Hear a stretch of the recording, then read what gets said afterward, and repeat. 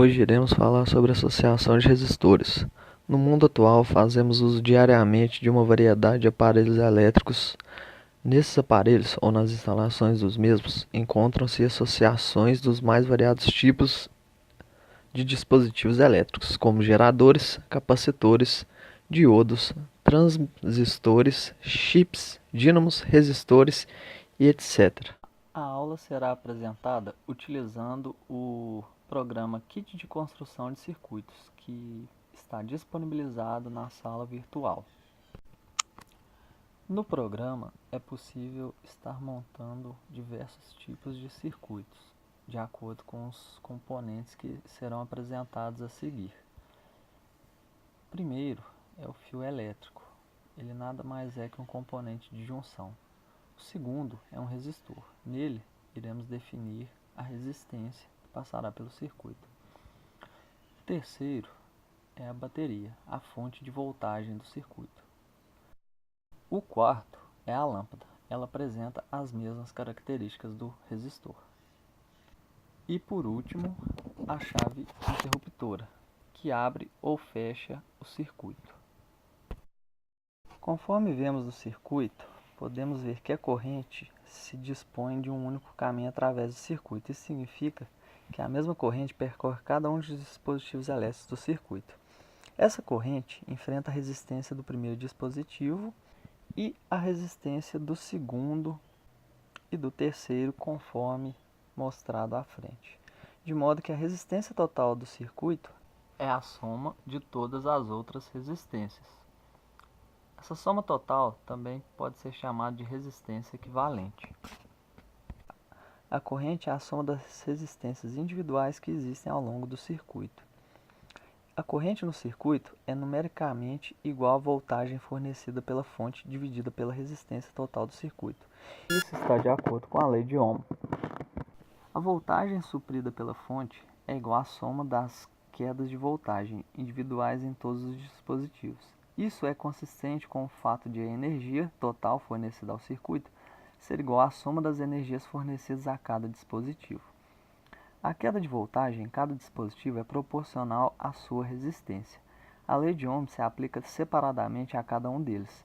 Isso segue do fato de mais energia ser dissipada quando uma corrente atravessa uma grande resistência, do que quando passa por uma pequena resistência.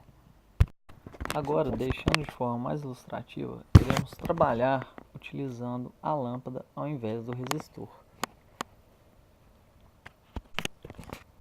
Assim que ativamos o interruptor, podemos ver que a lâmpada se acendeu, emitindo certa radiação, e podemos ver o fluxo de elétrons. Quando abrimos o circuito, automaticamente os elétrons param de fluir e a lâmpada se apaga. Agora, trabalhando com duas lâmpadas, vamos colocar nelas um valor de resistência e vamos ver o que acontece.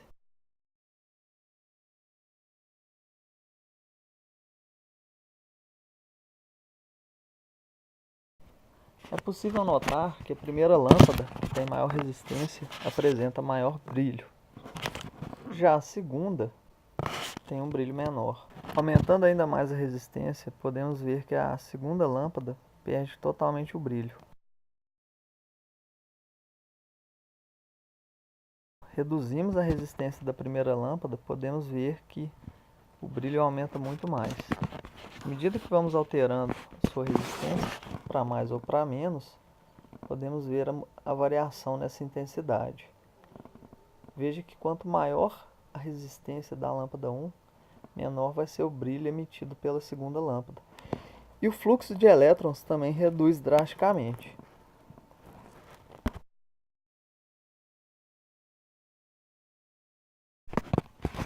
Trabalhando então agora com a fórmula da lei de Ohms, vamos colocar o valor de 50 na lâmpada 1, deixar a segunda lâmpada com o valor de 10 na resistência e deixar a fonte com 15 volts.